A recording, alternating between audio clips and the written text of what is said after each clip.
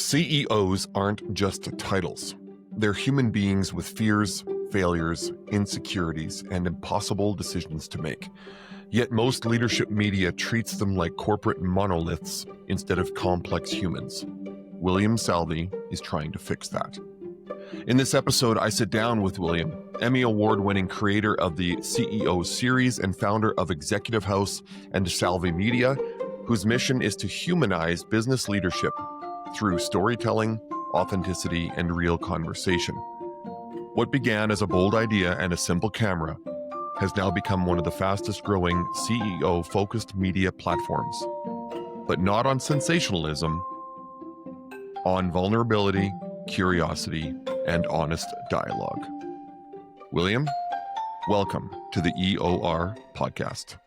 Let's go. Hey, everybody. Welcome back to the Effort Over Results podcast. I am your host, Quinn Magnuson. Today, we're sitting down with a man who did not set out to create another business show. He set out to create a lens, a new way of seeing leaders not as titles or accolades, but as human beings in motion. William Salvi is the Emmy Award-winning creator and executive producer of the CEO series, a platform that has quietly and powerfully disrupted how leadership stories are told. William, welcome to the show. Thank you, Quinn. Appreciate you having me. And thank you. That was like the best intro I've ever had. You're welcome, man. I work hard at this. I want to go back to a quote directly from you about the show and who you interview on the show. The quote was, "We're not trying to actively humanize them. We need them to humanize themselves." Tell me more about that. Well, I think that almost like corporatism and corporate speak has sometimes taken over the way business leaders, specifically at larger companies, communicate, not just to the media, but to their employees, to their stakeholders, to people around them. And I just don't think that that is the right way to communicate as a leader.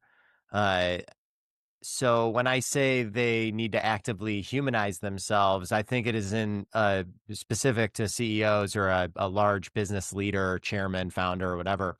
It is in their best interest to, be honest about their experience, be honest about hardships. There's obviously a fine line that you have to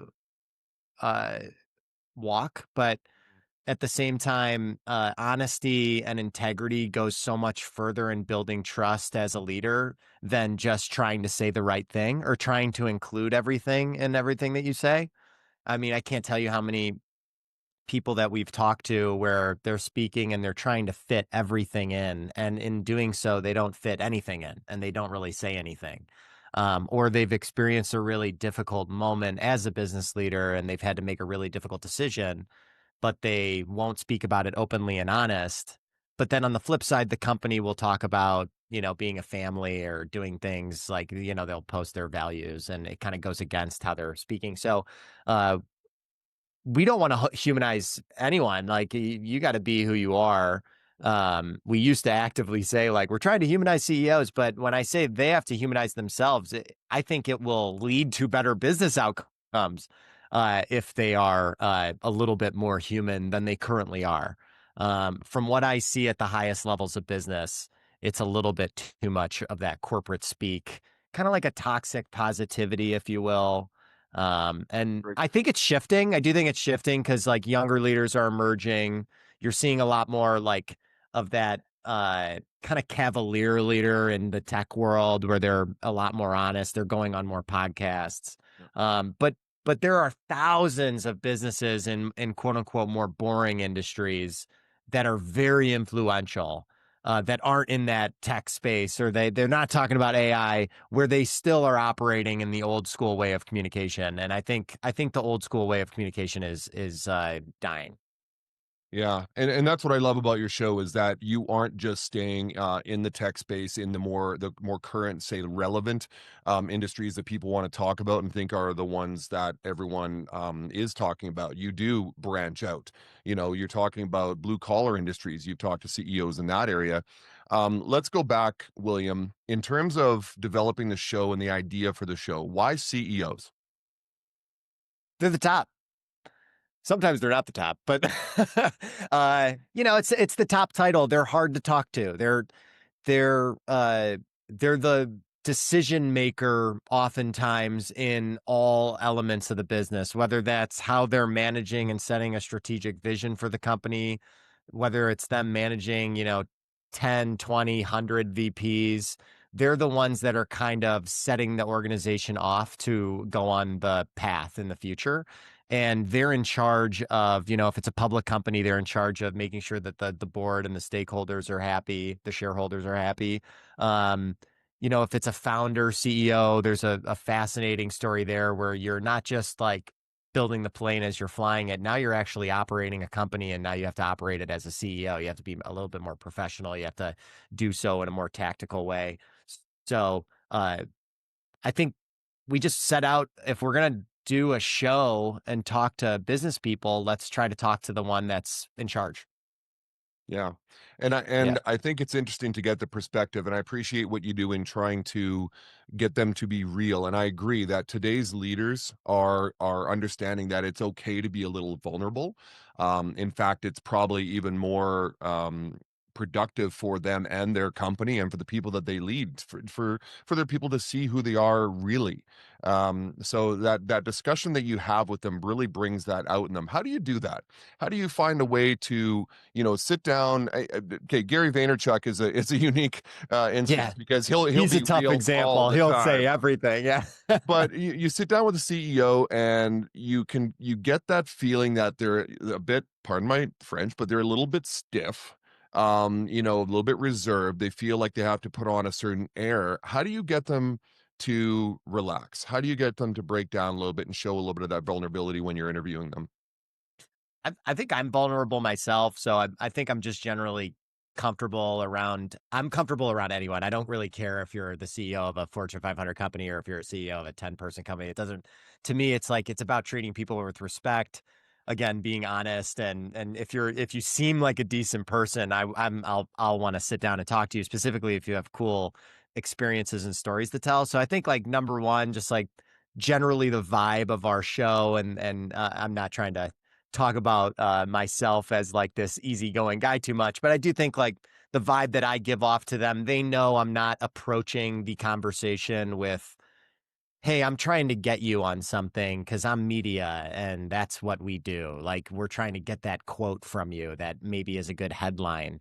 That's not our intent whatsoever. Our intent is truly to figure out like who they are as people, what their values are, and tell me more about your stories. And your stories aren't going to be interesting if you're not open with me. So I appreciate you saying that we get them to open up, but it is a challenge. And so, like, the bigger company CEOs, I've noticed the public bigger company CEOs are more difficult to crack, so to speak. And the founder CEOs are typically more open, and it's their baby and they're more comfortable. The CEOs in public companies that have been there for 10 years and they've been performing well, they're more comfortable. The ones that are just a year in are almost like they're tough interviews because, like, they're trying to really say the perfect thing. But we're working on this. I will say, like, we never provide questions in advance. We don't, there's no edits that they're allowed to, request out of us, where it's an interview. But, like, I think we just approach it in a way and they catch that vibe from us right away that, hey, look, you're not on CNBC. You're not on Bloomberg. This is a podcast type format. It's visual, like, so it's not a true podcast, right? Like, we do like some visual stuff with them and interactive things with them. Like, we went on the Goodyear blimp, or with Gary Vee, we walked around the office. But I think they catch the drift that, hey, this is an open conversation. We're interested in the role of CEO. We're interested in the experience as a CEO. How'd you get there? How do you like to lead? All those things. And they catch that. And if we are going to touch on something serious, hey, we want to do so in a way that's, like, curious about how they approached the role as the CEO when this serious thing happened. Not, why did that happen and why'd you make that decision? Yeah, we're interested in that, but it's in a different angle. And I hope that they catch that intention early, because as soon as they catch it, then they realize, like, okay, I can be more honest. They're not trying to catch me on something. I'm not trying to get get them. Um, that's not the point. We're here to learn from them and hear their stories. I think that's a unique trait though in interviewers, podcast hosts, that it's not easy to do. So number one, kudos to you for being able to do that. I feel like, that's something I work at, is to get people to feel relaxed, hold space for them so they can tell their story, that they don't feel rushed or that they're being interrogated. So I think that's a unique trait. So don't sell yourself short there, William. I think that's really brilliant of you, the way you do it. And I've watched several episodes, and I'm blown away at how relaxed you are in front of some of the biggest names in the world in business. But I want to go back now. I want to talk about when you and your brother started the show and Executive House and the CEO series. So you guys didn't come from media, correct? No, we didn't. We actually went to Best Buy when we started this company and Right. we got the wrong camera.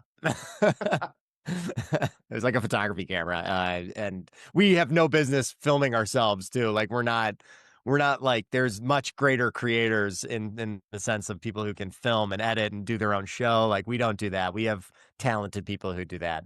So what gave you the I'll use a proper term here, audacity to yeah, to start this and to go with it? Because one thing that I love about some of the best podcasters, I watch Chris Williamson, Stephen Bartlett, and they basically say, just start. yeah, they're Just great. start Yeah, it. You're gonna screw up, you're gonna make mistakes, but and if you take a look at the biggest shows in the world, even Joe Rogan's show, you take a look at his first episode, Chris Williamson's first episode, they're horrible.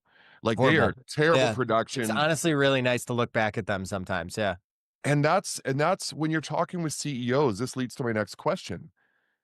People always want to ask CEOs about where they are now and the success they're having now, but very seldom do people really dig and go back as to where they started. And Alex Hormozy, I love Alex. He basically said, when you're talking to someone who you're trying to be like, don't ask them about their life now because that's the life you want.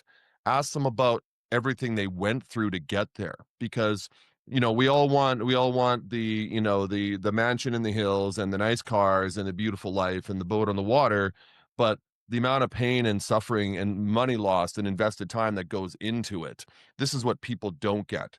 So when you're talking with those CEOs, do you try to dig a little bit into their backstory, kind of where they started, to give people a feel for the amount of effort that goes into building a company like they own?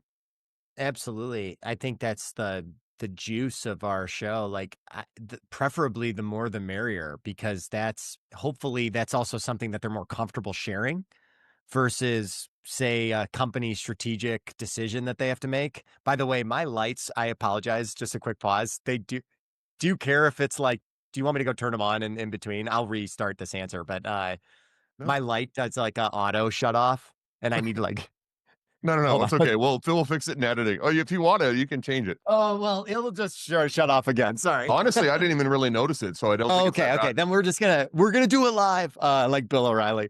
That's Um, what, yeah, exactly. yeah. Um, I'll just restart the answer, Sure.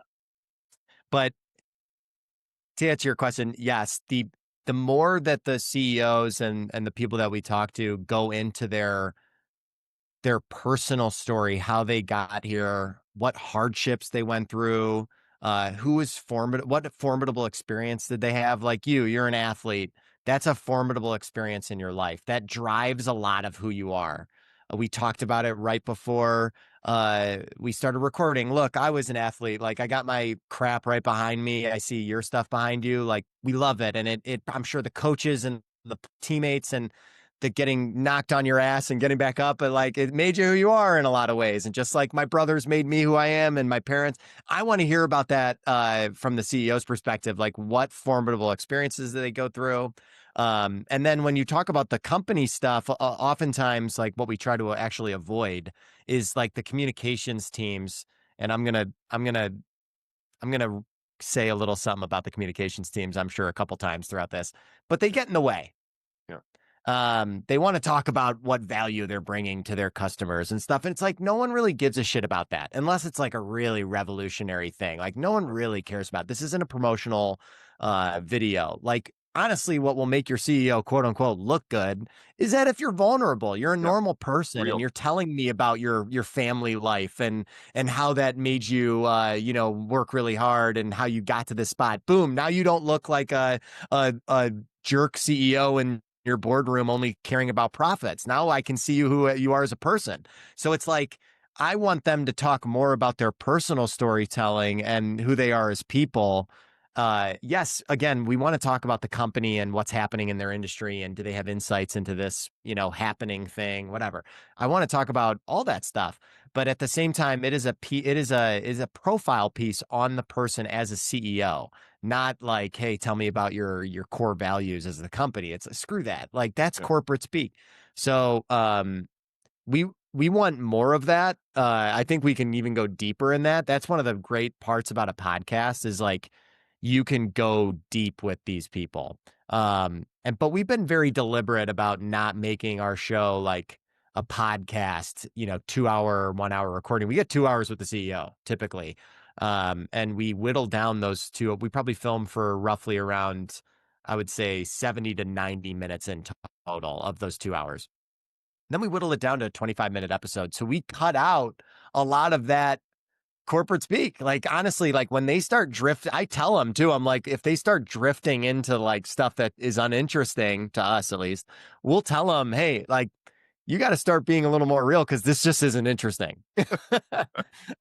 So, uh, I don't know if that answers your question, but yes, I want to know more about their personal background because that's ultimately what makes us human.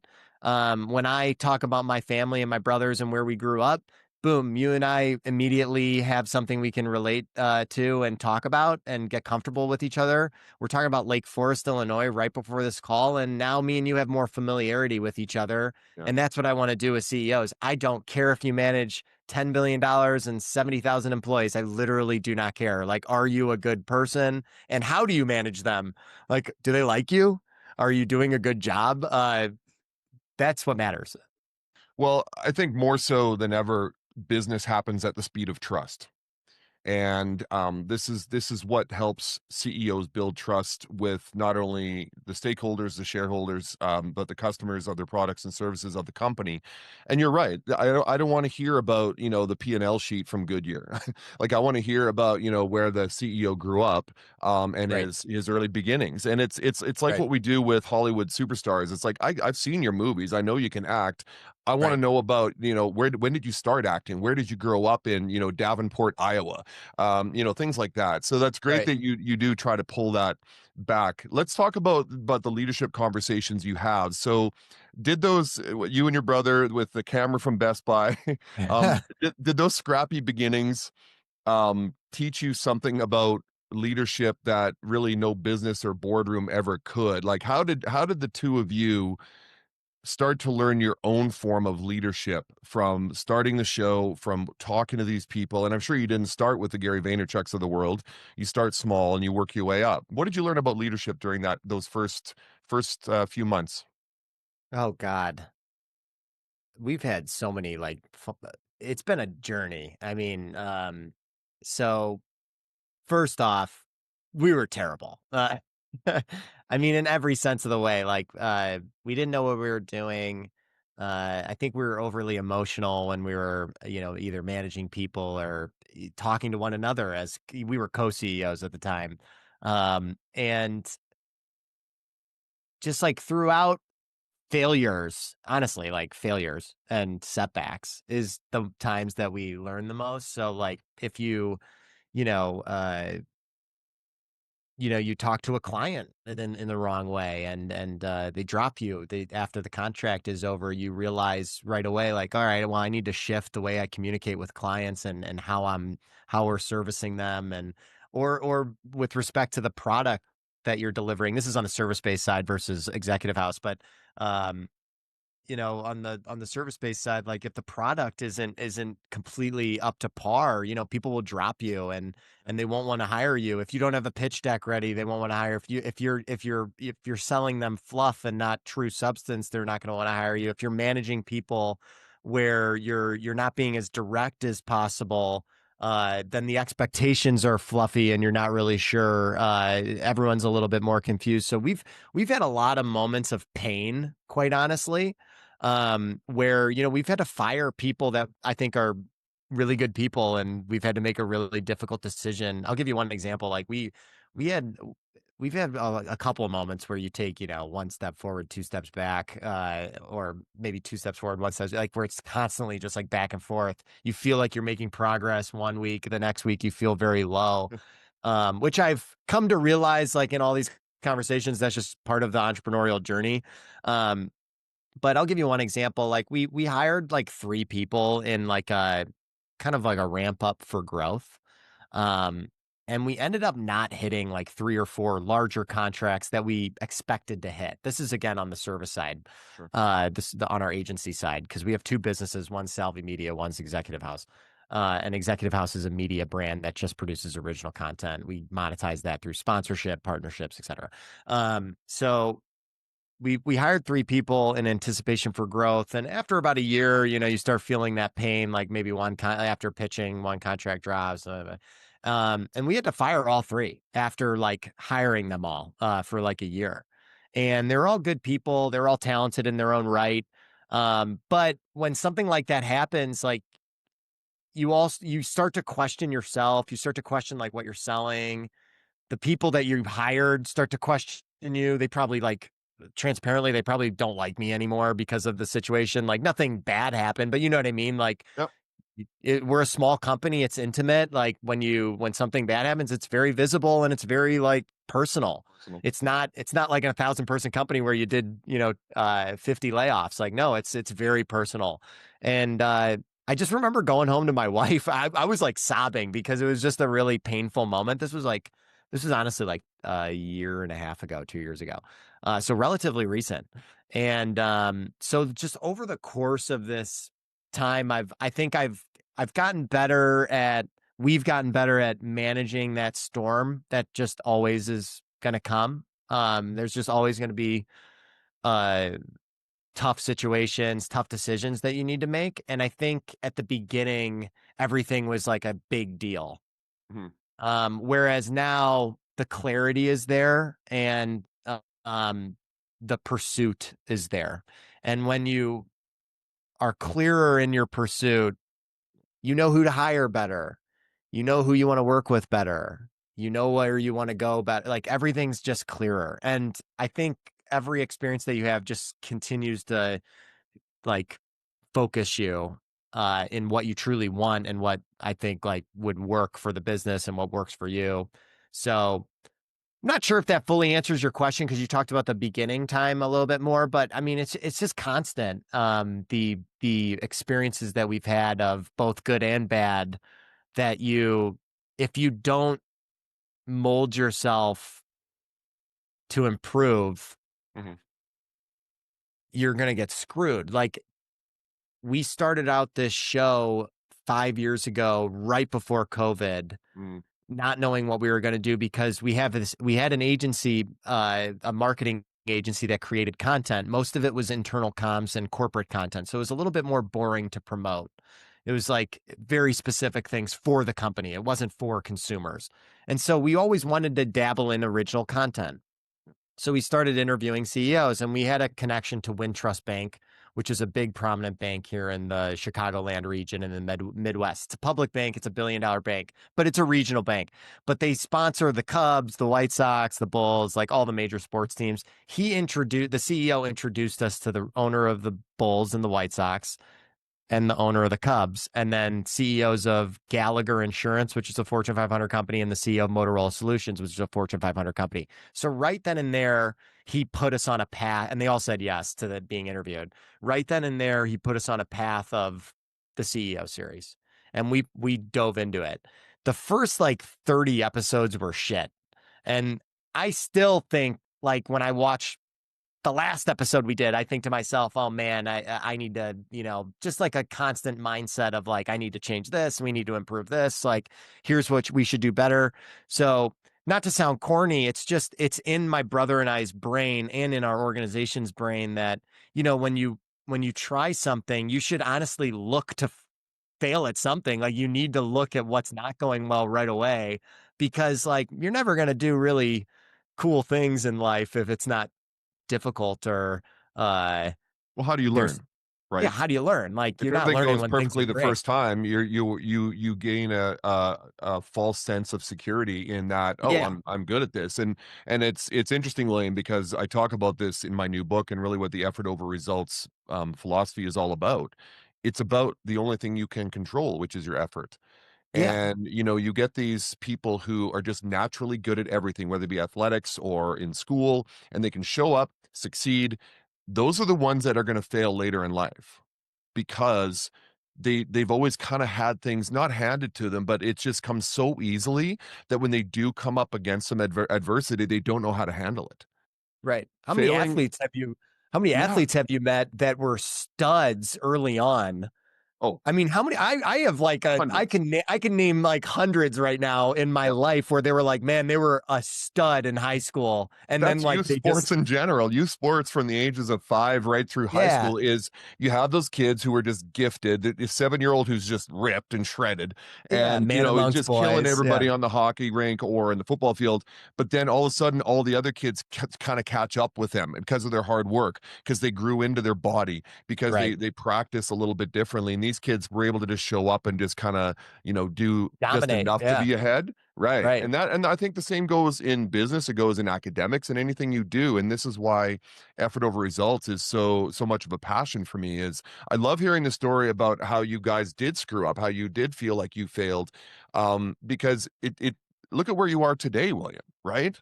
And think about those first episodes that were just shit, as you put it. And I look back at my first episodes and they're like, oh my God, the editing was horrible. And now it's like, but you learn from it and you go, okay, I need to change this, I need to add that, I'm going to niche down and only talk to these people, and you find your way. And I think that's the most important thing in life, is for people to just try, and then you figure it out. So effort over results. So let me ask you that. I think when businesses first start out, when anybody first starts out doing anything, we major in the minors. And what I mean by that is we just like obsess over the mistakes we made. And we obsess over being perfect and all the little things. And every dollar means, $100. Um, we nickel and dime everything. At what point, and maybe you still do this, but at what point with your companies and with the show, did you finally start to stop majoring in the minors and really just start focusing on the bigger picture and the clear vision that you had? Oh, that's a great question. I would say probably it's relatively recent. I would say within the last year, because Okay. our team is our. So I'm a big. I've started as I've grown throughout this whole experience of like running our own company. I've started to realize the importance of doing what you're good at and not touching what you're bad at. And so I've noticed the more that I let go of certain things and I focus on what I both one enjoy and think I'm good at and think I can improve at a faster pace than other people, like that will just lead to better results for everyone included. So our team has gotten better at doing that generally. So we have a producer with the show. We have a great editor with the show, great crew members with the show. So the more that I focus on what I'm good at and let them focus on what they're good at is definitely more of a recipe for success. I would say within the last year, I've really started to lean into that kind of mindset of, hey, look, I'm gonna try to dominate what I can and improve on what I can, while you on the other side need to do the exact same thing on what you're doing. Because if we start meddling each other's roles, that means like the trust isn't there. Again, we're both sports guys. It kind of goes into that. You can't play cornerback and worry about what the defensive end is doing. It's like, Yep. no, no, no. You got to focus on the wide receiver. Trust. Don't worry about the pass rush right now. Like, focus on the wide receiver. Yeah. So I think, again, back to the experiences that we've had, it's, if you fail at things, it's on you. Yeah. What am I going to blame people? It's like, if I fired 3 people, is it their fault? No, it's my brother and I run the company. If we don't hit a deal, Was it because this person said the wrong thing in a meeting, or the deck wasn't good, or we didn't put it? No, it was because we didn't lead it the right way. There you go. So, uh, it's just that my point is that that clarity allows you to like just refocus what you're actually working on and improving on, and letting those who are good at what they're good at focus and improve on what they're good at. So you can work in sync as a team. Um, because when I look back at all of our difficult times, it's mostly because, there was an unfocused approach to it all, and it caused confusion, and it caused us all. I'm kind of speaking in generalities right now, but Sure. like it kind of just caused us um to just be confused, and then you get into each other's stuff in a negative way, and then you start to butt heads and things don't go as well.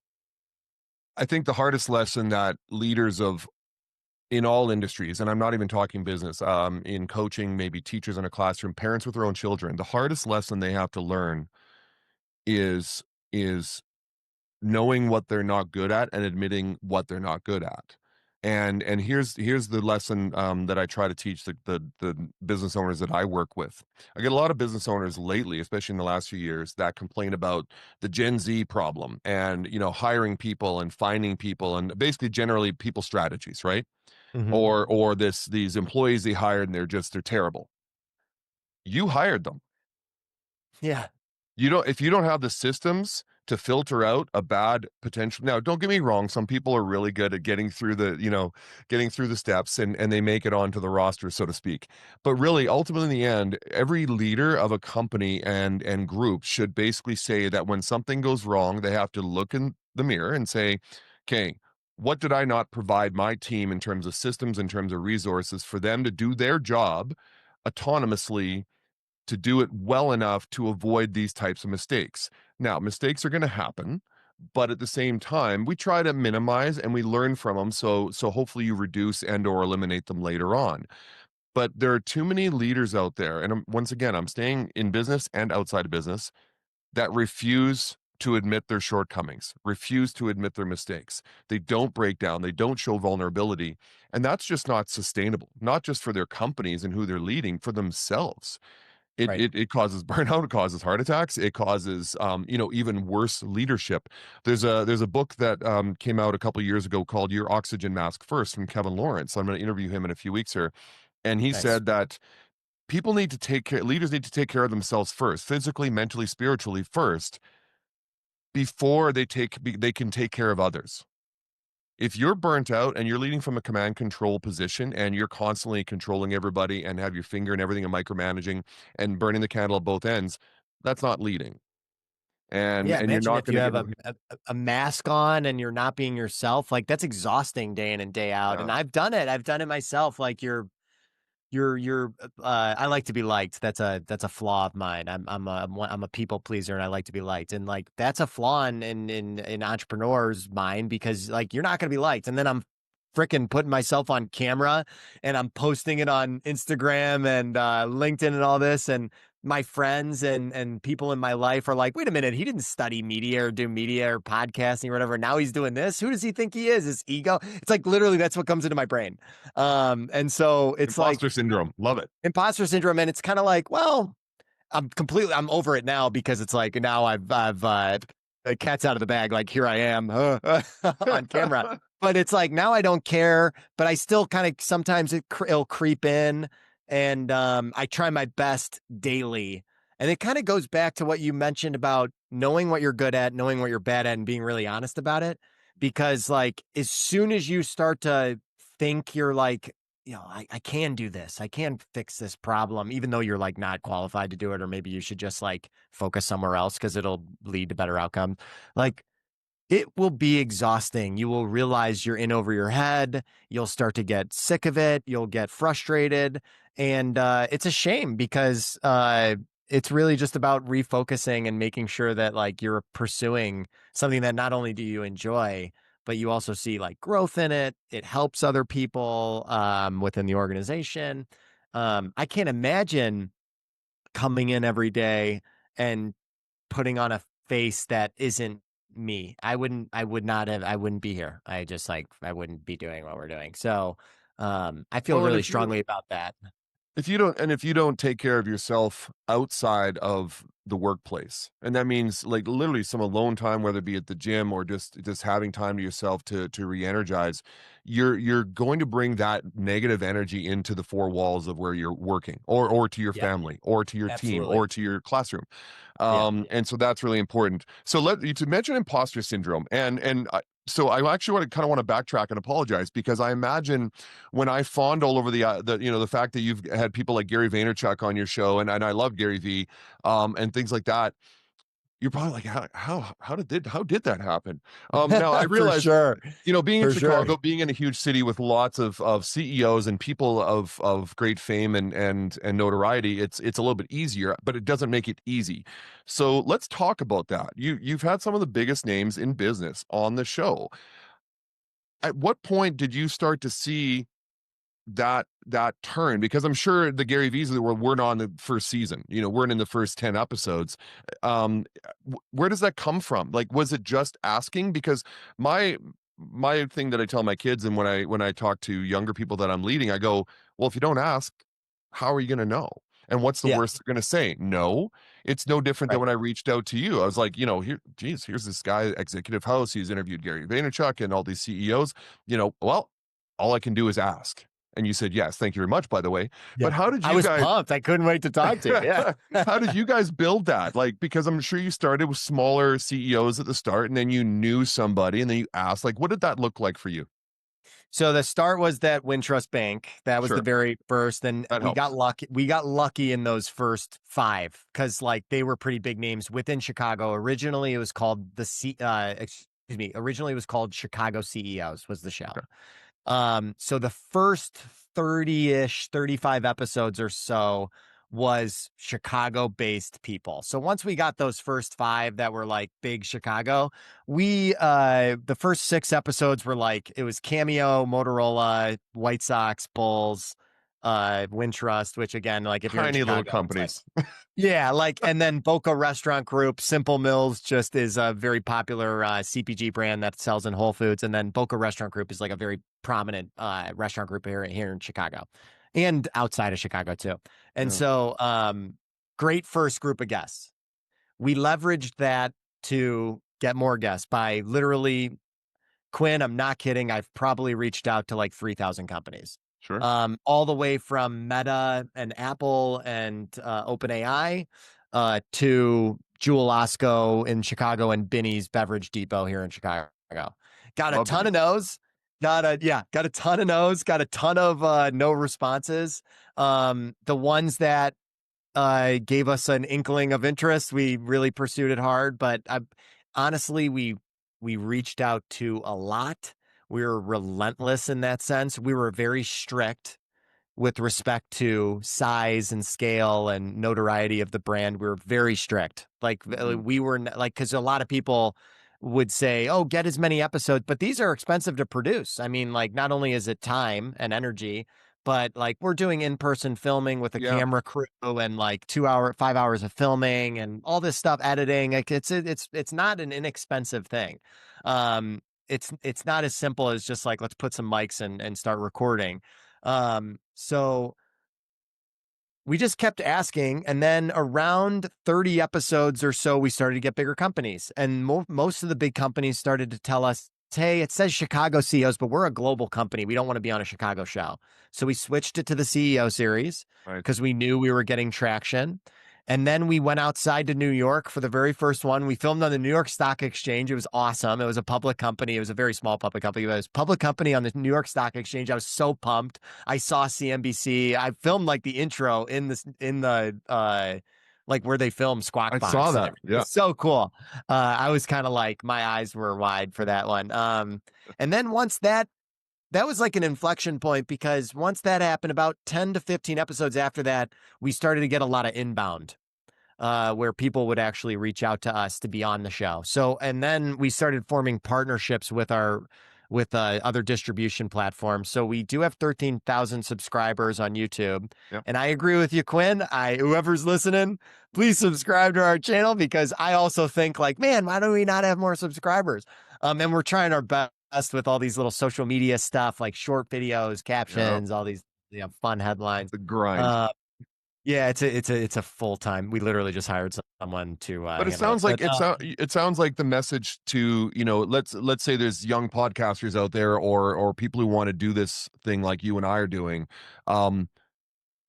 Or to be honest, and I think Scott Galloway says it best. Scott Galloway, the professor at NYU, has his own podcast, and he's he pretty said famous. no, by the way, to the CEO series. There you go. But he said, just ask. How hard is it to ask? He said that the one life lesson that he tries to teach in his classes at NYU is just to break down that barrier of being afraid to ask somebody. He goes, what's the worst they're going to say? No. Yeah, who You are cares? no further behind or ahead than when you started. But if they Right. say yes, you've won. Right. And I think that's the message that you're sending out there. It's like, don't get me wrong, you had some connections, and it's nice to have that one connection, the bank, 100%. Bank, who Yeah. gets you in the door. But that starts with asking. And Right. that starts with being good at conversation and having good, honest relationships with people.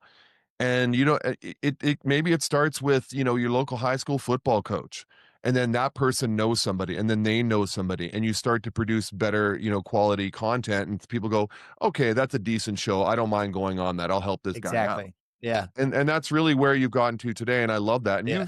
you've had conversations like most entrepreneurs would pay to listen to, let alone just watch them on your show.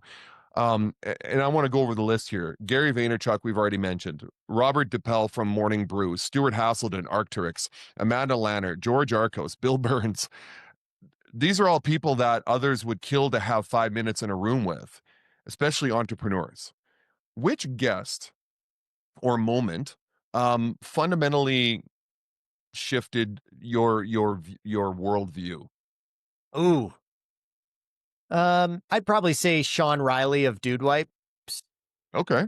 Interesting. Tell me more. Yeah. So Dude Wipes is it's lack of a better word, it's an ass wipe company. Yeah. That's literally what they are. For guys. Yep. They are competing against toilet paper, truly. Yep. They were on Shark Tank. They sponsor the Cleveland Browns. They're very I don't want to say crude, because it's not crude, but they lean into the poop stuff. Sure. That's their thing. Dude Wipes. And so the reason it changed my worldview is a couple reasons. One, he's a founder CEO who I don't think he takes himself too seriously. He knows he's the CEO of Dude Wipes. He enjoys doing it. They're here in Chicago. They have a great brand, and they lean into that, and they love it. And it seems like they have fun. I'm close with Sean to this day.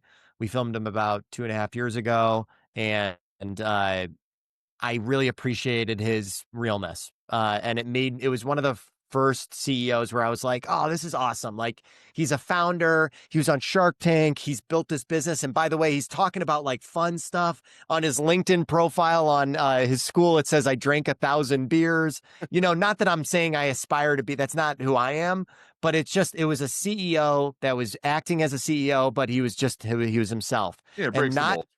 It breaks the mold, and not just that, they're a $350 million company. It's not a joke. So it's not like oh, Dude Wipes, oh yeah, it's easy for him to do it. It's a small company. It's not a small company. They're selling in Walmart. They're major sellers on Amazon. They have major commercials like that I'm sure everyone has seen. You probably know a Dude Wipes. So I really like that. And then from a standpoint of branding, he opened my eyes up, where it was just like, and it's not just branding a company, because I'm not a CPG brand. So it's like, it's not applicable for everything. And nor can you talk about poop for not everyone can brand themselves like Dude Wipes. Yeah. Zebra Technologies can't, Goodyear, they can't. But he taught me that like, you need to find what your advantage is against, say, like a bigger player or someone who has an advantage over you. Number one, you need to like attack that and be different than them. You can't try to like play the game. Like, I'm not going to try to play the game of CNBC and Bloomberg. They're going to win. So I'm going to play my game and we'll see if it sticks. So that's what Dude Wipes is doing. They're not going to play the typical like toilet paper. What are the big companies in toilet paper like Kimberly Well, I Clark? mean, Johnson, They're not gonna Johnson and Johnson, Kimberly Clark. Yeah. yeah, they're not going to play that game. They're going to lose. Yeah. They're going to lose big time Yeah. if they try to outspend them in market research and this Yeah. and that. Like they're going to lose that game. So they're going to do their thing and talk about the crude stuff, sponsor Cleveland Browns. Like they're going to do that. So don't play the game that you're like, play your game and see if you can win that. And then two, keep it simple. Like keep it as simple as possible with your branding. Like stay focused, keep it simple, have an opinion. He had a great quote in our episode. It was, if you are branding either yourself or like your company, like you never want to be like in the middle. You don't want to be like, this is what I am. I'm kind of a few things. And no, you want to be something and you want to be it. And you want to have your Yeah. flag in the ground because Niche that does down. a couple of things. One, it lets people know exactly what you are and who you are. It filters out your culture, like who works for you, how they work for you, what they want to do with you. Like immediately, people know when they reach out to us, like you're going to talk to a guy who runs Executive House. This is what they want to talk about. This is like, that's who we want in our organization. And then have an opinion. Like, don't be afraid if you're a CEO, have an opinion. Not everyone's going to like it. Not everyone's going to love you. That's okay. They're not going to crucify you. They're not going to hate you. They just may not like your opinion. This isn't as divisive as a world as social media may make you think. Uh, and so that's what Sean Riley taught me in that interview. Just like an authentic CEO, reputable and good company in terms of performance. And then from a branding and marketing standpoint, get yourself out there, get it out there in a strong way and play your game in a way that people knows exactly who you are. So there's not like this in between bullshit that it doesn't lead anywhere. It's just kind of like this like nothingness gray area. No, you Limbo. want an opinion. You want someone to have a freaking thought on you, Yeah. not like yeah, he's a nice guy. It's like, no, you want someone to have a thought on you. Hopefully it's positive, but you want someone to have a thought on you for sure. Well, that's how you build brand, right? And when I talk to companies about brand, they think like color and logo, and it's like, no, that has nothing to do with it. Your color and logo is later, right? It's what people think about you when they hear the name. So whether it be your own personal brand, so when people think of William Salvo, when they think of Quinn Magnuson, or when they think of Executive House or Salvo Media or Effort Over Results Coaching, it's like what feeling do they get? Visceral feeling do they get? Exactly. And the marketers these days call it niching down. And I think it's important for people to understand the sandbox they're playing in and Right. specifically be in that sandbox for those people who want your product or service. There's 10 billion people, well, not quite 10 billion, 9 billion people on the face of the planet. You don't need to win everybody over. And these companies that try to be everything to everyone are the ones that are spreading themselves thin and really losing the game. And this is what I do love about those CEOs, that they know themselves, they know their company. And I would suggest that even more so today, William, in 2025 and beyond, these companies are niching down even further. So, in the 70s, you could be everything to everyone because there was less competition. There wasn't social media. You Right. didn't have to advertise too much. You could just kind of be the best in your market, but you could appeal to a wide demographic. Today, it's about niching down. Yep. So you Go illustrated that deeper. beautifully. What's what's one story or a CEO that you talked to that really surprised you, and that could have been in a like shocking way, or really like something you were not expecting from them? I'll go to Gary V on this one. He Sure. started crying about his dad and his Right. mom in our episode, and it was one of the first times I've seen him emotional. I don't consume too much of his content, but I do. I know I'm versed in Gary V, not too well versed, but he started crying about his mom and his dad, and he worked with his mother and his dad. Again, Gary's a very real person and Raw. authentic. Yeah, different than like a boardroom CEO of Oh, a yeah. Fortune 500 company. But it just kind of highlighted like this love and pain Yeah.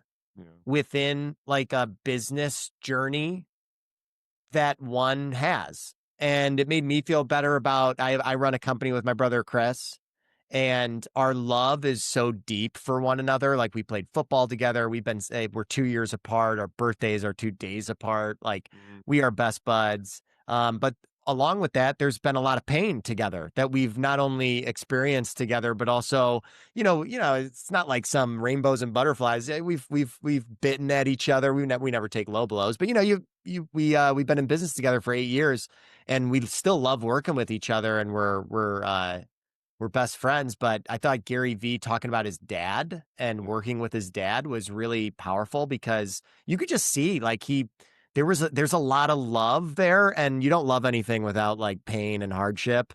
So you could just see that. Um, it was like simultaneously appreciation while also being like, man, this was painful to go through, and now it seems like we're over the hump. But looking back, that was tough, and it took years off my life. So he surprised me in that sense, because everything you see out of him is just kind of, it's either like motivational or super high energy, or almost Well, like he's almost a bit of a polarizing figure on for Instagram sure. and social media. Like, there's people like, his reel will come up on Instagram, and you're like, geez, turn the volume down. And Totally he's yelling at you. brash, and he Yeah. gets in people's faces, and he just is just raw and real. Right. And a lot of people don't like him for that. But then you see the interview you did with him where he does break down about his family, and it's like, huh, okay. We need to understand there is a backstory behind everybody, and they are who they Right. are because of that backstory. So that's a great example. Let me move towards this, William. In terms of podcasting, story-driven media, Salva Media, obviously you've been in this space now for several years. Are we is social media and media in general entering a golden age of real conversations? Because we do have shrinking attention spans, as has been researched and documented. And the long format video, the long format podcast, a lot of people don't have 30 minutes or don't want to have 30 minutes to watch those. But where is podcasting and media headed, do you think? Oh, snap. I got a lot of thoughts on this. I feel like we could have Let's like a go. 3 hour discussion on this. Yeah. So I simultaneously agree and disagree with the short attention span thing, because I do think like the content universe has expanded so much Mm, that we've just become far more selective on what we will give our attention to. Because okay. I still sit down and watch like Game of Thrones, because I love Game of Thrones, because I love that stuff, right? Or I love sports, so I'll sit down and watch a 3 hour football game, Okay. but I have no time for this show that I don't like. And then in terms of social media, like these short videos, that I think that's certainly it obviously has changed the game completely, with respect to how things are promoted and how information is consumed. But for the most part, yeah, our attention span is, again, simultaneously, I do think it's shorter, but since the universe of content is so broad and it's rich, right? Like there's a lot of you could find basically anything you want. You can find deep history of Cowboys football, and you can find Roman history, and you can find anything, literally anything you want, and someone will be Beautiful talking thing. about it in depth and with Yeah. expertise. It is beautiful. So I think in that sense, people just are finding their niche, and they're finding what they're actually interested in a deeper and more meaningful way. That being said, I think as a population, and this kind of goes back to like authenticity in media and like the old school way of communication, I think human beings are becoming more literate online. And what I mean by that is not like actually reading. It's like consuming video, consuming how people talk, consuming what's real and authentic and what's not. Because you'll see podcasts like, Diary of the CEO, Joe Rogan, Alex Cooper, like all these. I mean, these are massive podcasts that have massive followings, Mhm. and you'll see a shift from mainstream media to more of these niche medias. Like, Yeah. the presidential candidates went on Alex Cooper and Joe Rogan, and uh, that's astounding when you think about it. 15 years ago, that would never be a thing, that they sit down for 2 hours with someone and like talk about whatever I didn't That's listen to where either of people them, are now, but right? That's where they're watching. right. And I think what people appreciate about those is that there's a sense of realness to it. There's a Yeah. sense that, oh, this isn't like a buttoned up person on TV talking to me in that news voice or interviewing them in a very formal way. Like it's real. And I think people have recognized, they're continuing to recognize what's real and what's not. I think what the difficult portion of this is people are getting so skilled at creating media that it can be manipulated and platformed in such a way that it causes harm. So there's a lot to unpack here. I mean, we can go down a couple of these rabbit holes. Yeah, I we don't need to think our almost attention have spans, segments. Go ahead. yeah, like, so I do think obviously our attention spans are going down. Like it's obvious because like I've noticed it myself. It's hard to focus sometimes because content everywhere. Your phone, you look, it's like shoved in your face. Uh, I liked what you on said that about same being side, selective, though, though. I liked what you said about being selective, and I never thought of it that way, yeah, William, because because you have, I'm sure you have a couple shows that you watch that are, or something that you watch that yeah, is like, I'm into it. This is what I watch. This is where my attention span it's is. And I kind of have important. like almost like an ultra focus for Yes, it. it's important to me and it's a priority in the moment. And, because there is Right. so much content out there as you're scrolling, as you're going through all the different social media platforms, okay, that doesn't interest you. That doesn't interest me. And you go buy it. It'd be no different than if you're driving down the road and you're looking at things, fly by, whether it be a farm field with horses in it or a barn or whatever. You're going to pay attention to the things that are important to you and let the other things go by. So that's a Right. great viewpoint. Do you think it is a distinct competitive advantage authenticity? Do you think that's a distinct competitive advantage? Because I've understood and learned lately that even the algorithms, the scary algorithms, especially in YouTube, are rewarding real now. What's your take on that? Yeah. Yeah. So I do think it's a differentiator. I think like, just judging based on, we're pretty in tune with our social and how we see people commenting on things on other platforms that we follow and look up to, like say Morning Brew. I really love Morning Brew, and Hmm. so how do people comment on that? And I do think there's an appetite for more authenticity and just more realness, more honesty in media, and I do think it's a competitive advantage for smaller players because bigger players just have more complexity and more complication in their relationships with. So CNBC does an interview with, they don't do many interviews with like Procter and Gamble because they're like sponsors of them, and then like it creates complications. I just saw Wall Street Journal. Who owns the Wall Street Journal? The Dow Jones, but who owns them? They have a content partnership with OpenAI. They Hmm. report on OpenAI all the time. So it's Yeah, like that creates complications there with, literally quite, I'm sure sometimes it goes all the way to the top to Sam Altman and all the way to the top on the Dow Jones. So I guess my point is like, I think smaller players are going to be the winners in the next 5 years. I think they already are. And legacy media companies are stuck in revenue models that were working, say, 10, 15, 20 years ago that are dwindling away because of all these small creators and these niche audiences. yeah, Um, and then with respect to the algorithms, I mean, I do think social media platforms and companies have a like a moral and ethical responsibility to stop promoting rage and bullshit and information that is quite literally meant to uh, trigger. I mean, it's literally quite meant to create engagement. Yeah, And we used to think sex sells, rage sells better. yeah, And, that's why you see these ridiculous, out of context, short podcast clips that like make no sense in just when they're clickbait. by themselves, but but essentially like we play a little bit of that game too because you kind of have to. But like, what I never want to do is be sensational for the sake of being sensational. I never want to be like a gotcha person where it's like, oh, I'm just going to put this quote up there because they sound like an idiot or they sound like a very polarizing person. Like, no, Yeah. represent the conversation, represent the person when you're creating these short clips as best as you can. Obviously, you have to play the game of social media if you're trying to gather an audience and get more people. But I don't know. I have interesting thoughts about this because like there's a lot of influencers and people with very big following, and they're almost falling into the cycle of I think the problem with news, which is content to create content because you have to. It's a 24-hour news cycle. You're a content creator, therefore you have to create content. It's like do we really need to do this, or should we be more selective on how we create content? Because a 24-hour news cycle means that you need to create breaking news all the time, when really, does the population really need to hear about this? Or is it just a divisive topic because it's a divisive topic? Yeah. And now what's affecting 0.0000001% of the population, even though it's a divisive topic, we've spread it out to everyone to talk and debate about because rage sells.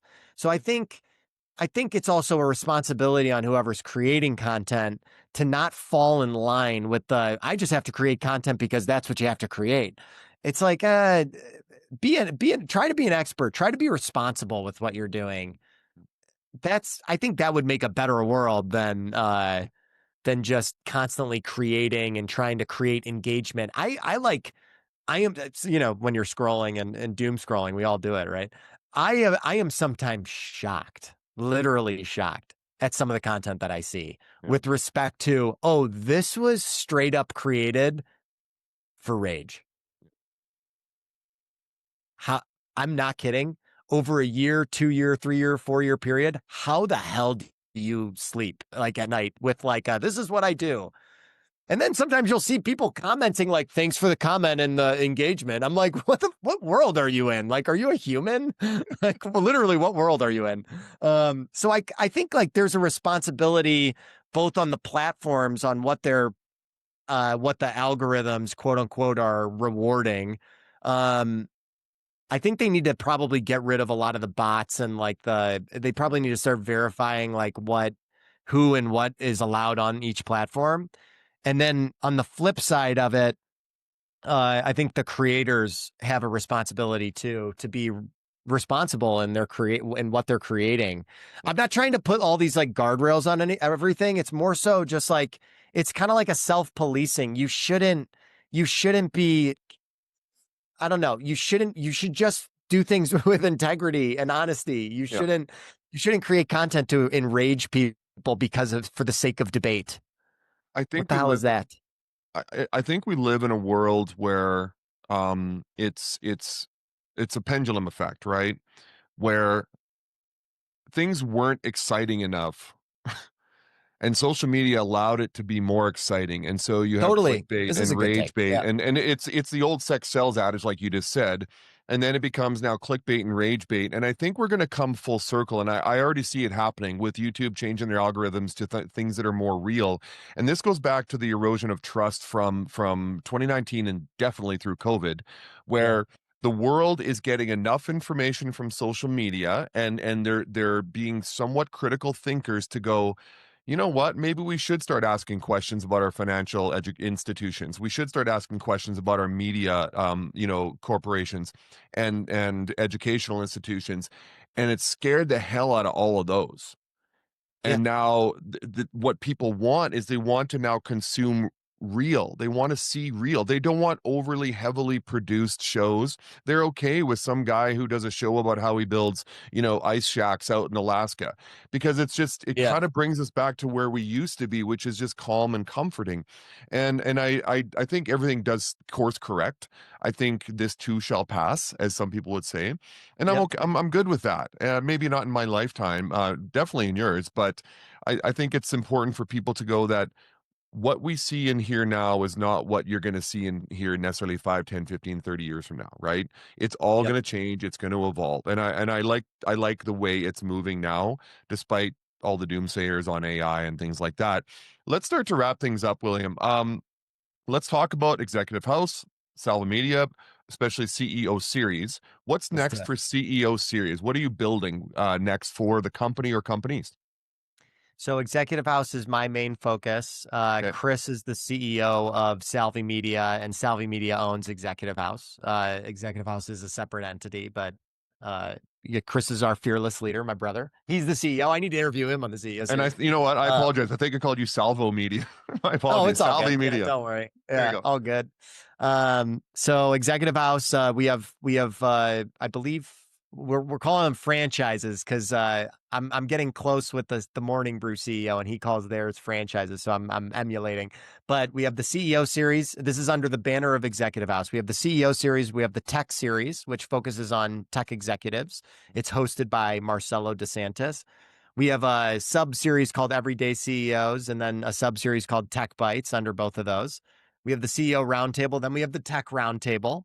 And what we want to do with Executive House is start different franchises under each executive function: a CMO series, a CFO series, a COO series. Wow. Again, all of them profiling the human behind these credible corporate executives, essentially. And it's very important that we focus on, if we're doing a CMO, let's do the CMO of Pepsi. If we're doing the CFO, let's do the CFO of JP Morgan Chase. Quite literally, like, Right. we want that type of caliber of person, someone who's a very credible business executive. So it kind of leans back into what our little rant just now about authenticity and realness in media, because I don't need armchair experts that are fake CFOs talking with 1 million followers. I don't care if you have 1 million followers. I want someone who's credible in your organization and you've done real shit in real life, not you're good at media and you're good at social media. And there's a little bit too much of that too. So what we want is credible business executives that we are profiling. And that's our plans for Executive House in the future. We're probably going to launch 2 of those shows in 2026. The first one is probably going to be in the HR function, a focus on people and managing and leading people of large organizations. Each one of these shows will have an individual host that is an expert within each field. So a CHRO will be the host of a CHRO show. A CMO will be the host of the CMO show. Someone with actual credibility within the role, which is, I don't know why I'm the CEO series host. That makes no sense. And then we'll probably host about 10 events next year, in-person events to continue to bring people together. Some of these will, most of the bulk of them will be in Chicago, but they'll be in San Francisco and New York as well. So Wow. that's the plans in the next, I would say, 6 to 18 months for Executive House. That's incredible. I was about to ask you, if nothing was off limits, what does the fully evolved CEO series become? And I think you just explained it. So Yeah, maybe you have yeah. maybe you have big, hairy, audacious goals past that. Is there one? Is there, if nothing was off limits, what would it be? I think our show would do really well on CNBC. Yeah, Like on an after hour, obviously they talk about the market the overnight. until the yeah, right. But they have like Shark Tank on CNBC. They have American Greed. I think our show would do well on CNBC.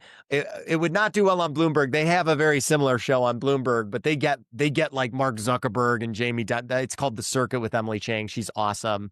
I like look up to that show from the standpoint of it. We try to emulate it in our own way, but I don't know. I used to say all the time, like, I want to get to the Microsoft CEO. I look up to, his name's Satya Nadella, Yeah. in terms of monster company CEOs. I think if I had to guess, they're generally a positive influence on capitalism and on society as a whole. I don't think they're like, I think there are some big companies that I would say are a negative influence on society as a whole. I think Satya Nadella and the way they lead is probably in the good side of things. If I had to guess, I've I used don't know, but Satya's philosophy and qualities in my book. I've talked about it. yeah, It's so impressive. he's great. Yeah.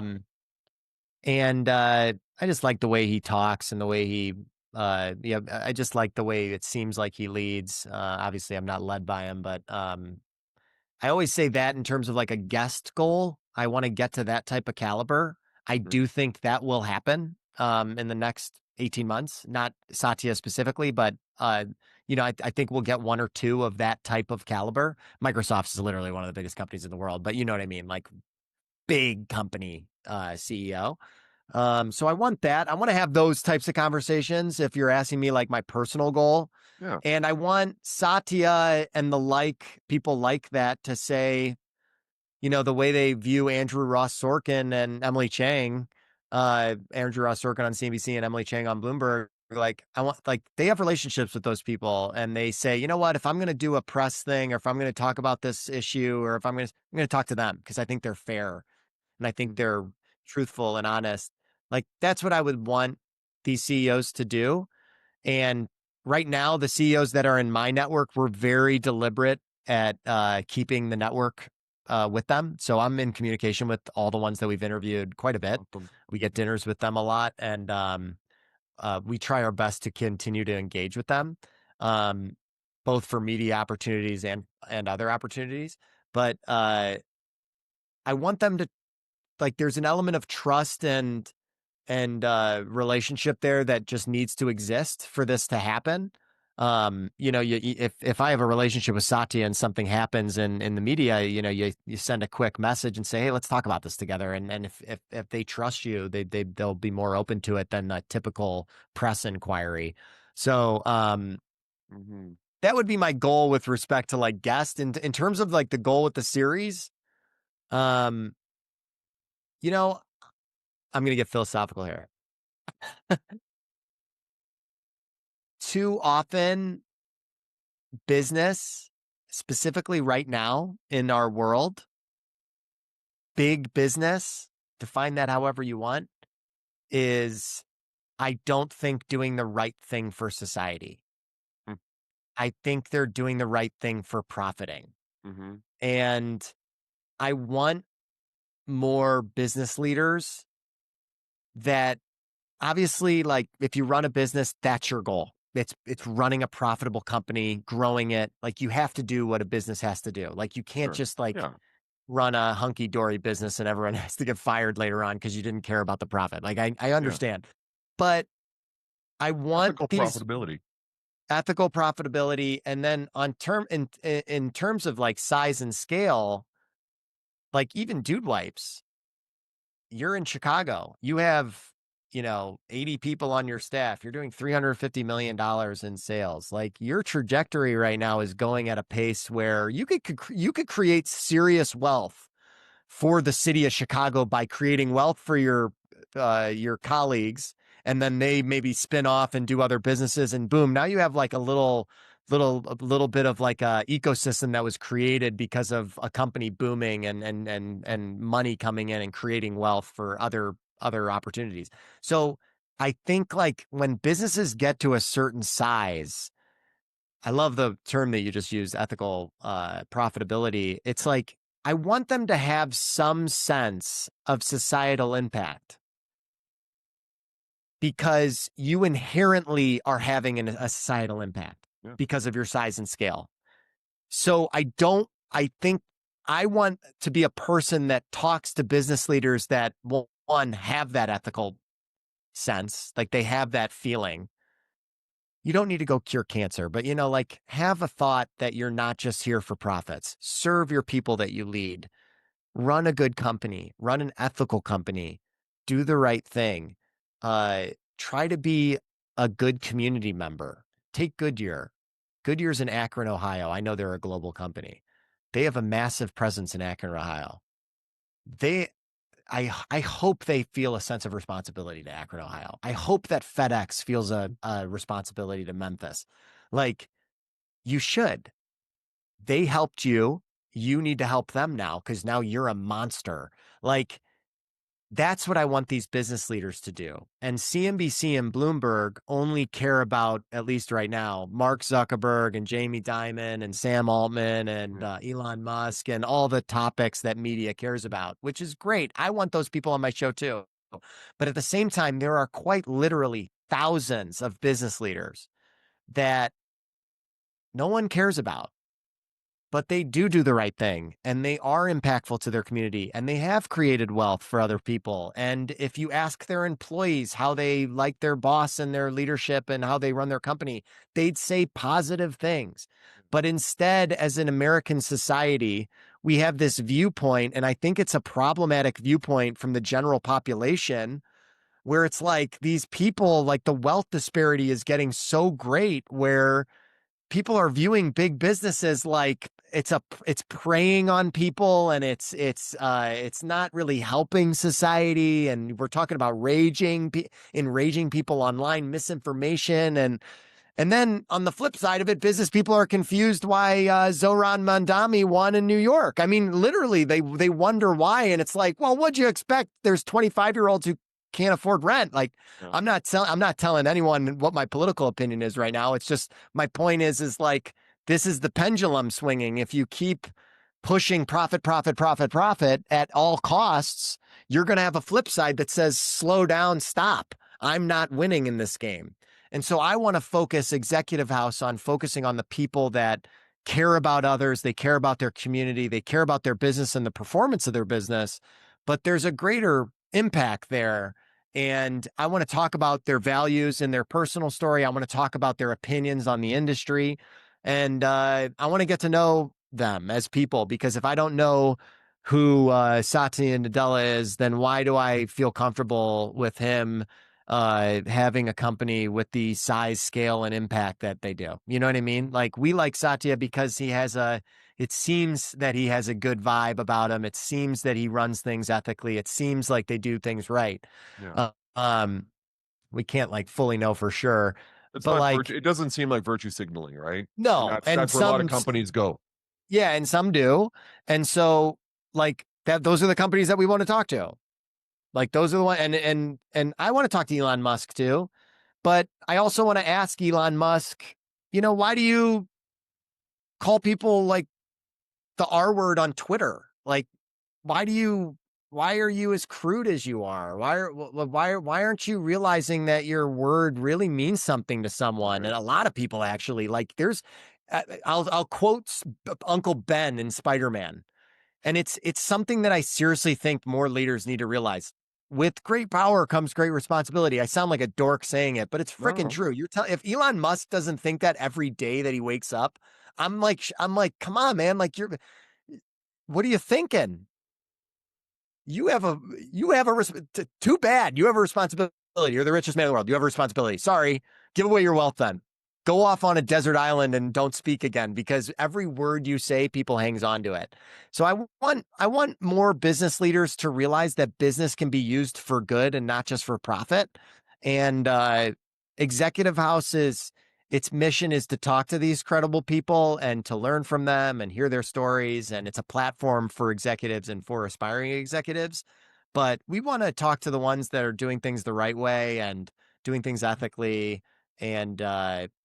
and pushing business for good and trying to make money while doing it. That's fun. That's why we start businesses, is to make Yeah. money. Like, I get it. I'm not naive. I'm not trying. Well, Again, and I'm I not think trying to sing kumbaya, but no. But I mean, we end of start rant. businesses. That's okay. No, it's Sorry. beautiful. That's a great way to wrap up the show. But I think, if we start businesses, obviously to be able to feed our families, to put food on the table and to make money for ourselves, but Yeah. also to be able to bring to the world a product, a service, what have you, that you think is helping the world, that's all good. That's where profitability is not a swear word. Right. And I mentioned ethical profitability. I'm going to trademark that now. But ethical Honestly, profitability, it's a great word. I'm going to start it is. using it You now, can use it. Quinn. Just Yeah, just gotta just tag me in that one. I will. It's the problem with these companies that once again they either virtue signal or ethical profitability just isn't a thing to them, because they're at the mercy of the shareholders and the And stakeholders that are yeah, involved. And it's unfortunate, because this is the yeah, difference between a founder CEO and a CEO who's been hired. The CEO who's been 100%. hired is literally at the mercy of the board, the executive, of the shareholders, stakeholders. A founder CEO has a little more power to do what they want. And 100%. that's the Yeah. people you really think, okay, you have an opportunity to make a difference. You aren't at the mercy of, right? Like a hired CEO. Go out and do that. But I think there are far more companies that are on the up and coming. So not necessarily that are on the S&P and the Teslas Yeah, and all that. the legacy. Yeah. Yeah, like I think it's the Fortune 1500 to 5000 group that Agreed. are the ethical, profitable companies that are trying to change Agreed. the world. And that's why I have to keep this thought, because I have children and grandchildren soon, is the world will become a better place at some point. And I had a podcast guest who's a military doctor, a colonel in the military, and I was running for North Carolina governor. He goes, this will all pass.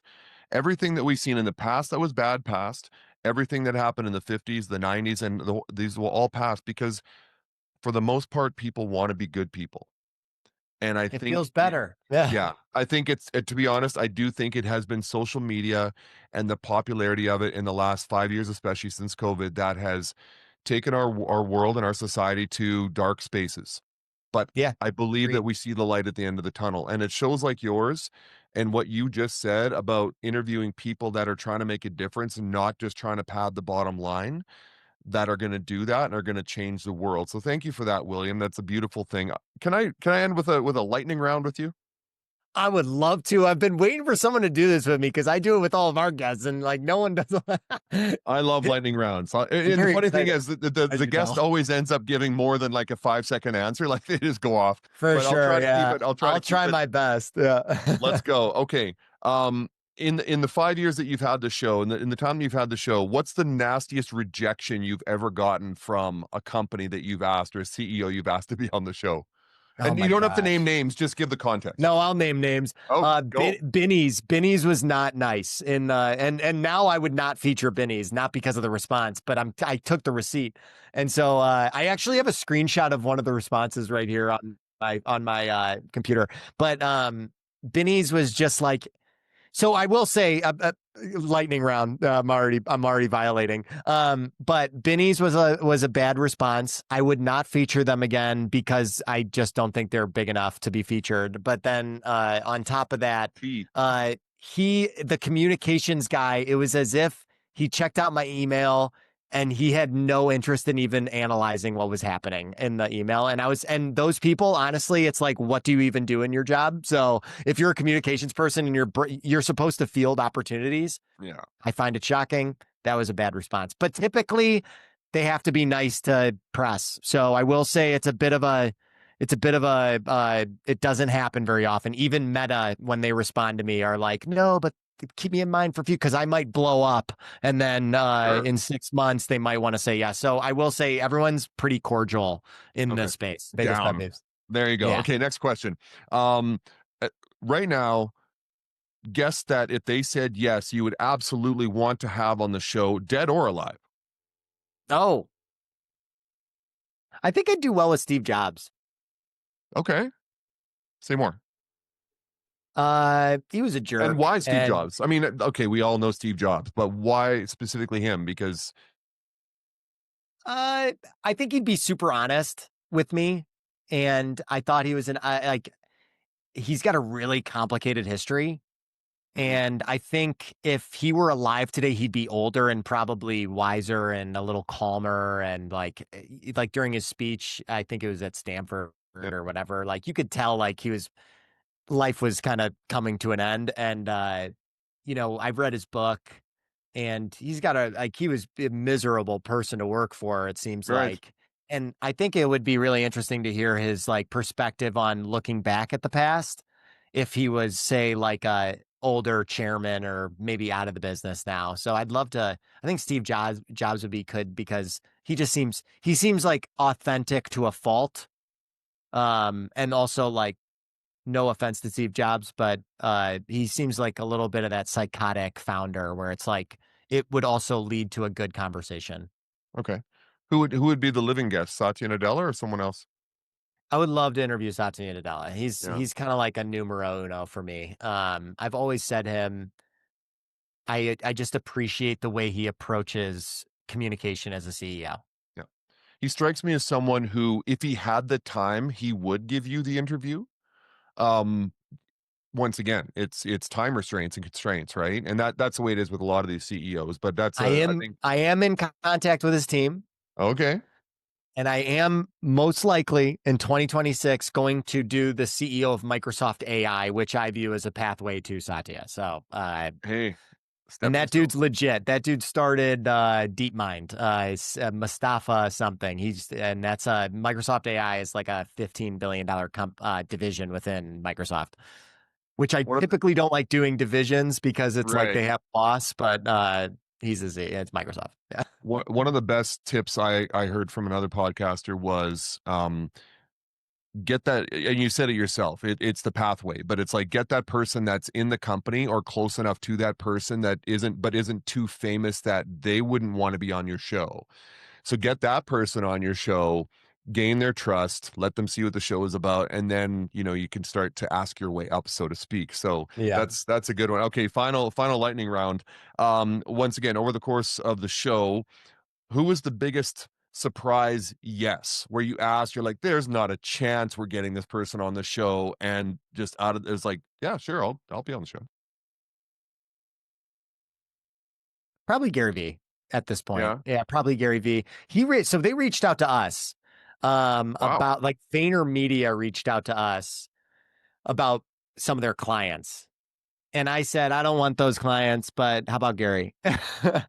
and it took about 6 months over time, and finally he liked the other CEOs that were on the show. So I'm very careful about the social media heavy CEOs. Hormozy just asked, and I'm kind of questioning Wow. that one, See, if I'm being honest. that's my big get right now. I mean, it's not going to happen anytime soon, but I would love to have Alex on the show. The his wife did too, and so I'm a little. So if I'm being honest, I'm a little hesitant because like they're a little bit more social media forward, and Right. I'm looking a little bit more for that, like, I don't want to say corporate because corporate's such an ugly word, but you get the point. Like $1 billion, like very impactful Yeah. companies. Like, so Sure. I kind of go back and forth on how many of those, because we just did Ryan Serhant, and he's like a big Wow. social media guy. Love that. Uh, That's great. yeah, he's great. He'll released on Monday. Well, Nice. that'll be a good interview. But Gary Vee, yeah, Okay. Okay. Um, let's promote it. Let's go. Where can listeners go to watch CEO series, follow you? Where do you want people to find you?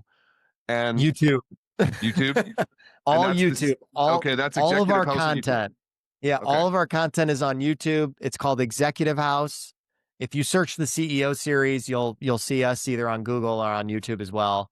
But Executive House has all of our content. I truly believe that this, what I'm about to say, in 5 years, 10 years time, we will have the largest and best platform with the most expansive library on executives and content with executives at credible companies, period, bar none. Literally, CNBC and Bloomberg are the only ones that will have as credible as we have, and they will be a different type of interview. So please go to our YouTube channel. If you like what you see, I'd like to see you subscribe too.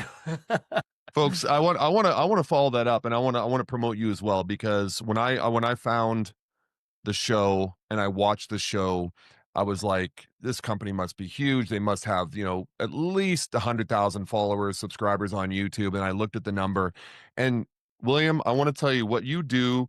And that number, by the way, I think is just under 13,000 subscribers, considering the people you get on your show. They just kind of don't equate. But what that says to other people out there like myself who are growing a show, and others in podcasting or just in media in general, is anything is possible. It's about the effort. Not Don't worry about the results. You can't control that. All you can do is put in the daily consistent effort into what you love and what you're trying to grow, and don't be afraid to ask, and go out there and just be your authentic, genuine self. So, William, thank you for that. Thank you for being an inspiration. The stories, the honesty, the reminder that leadership is human. If this episode made you rethink about what leadership is, or what podcasting is, or what you can do in life, regardless of what you're trying to accomplish, effort over results is the way. William is a great example of that. Let's share this episode with someone you care about. And remember, effort is a skill. The more we practice it, the stronger we get. We'll see you next time.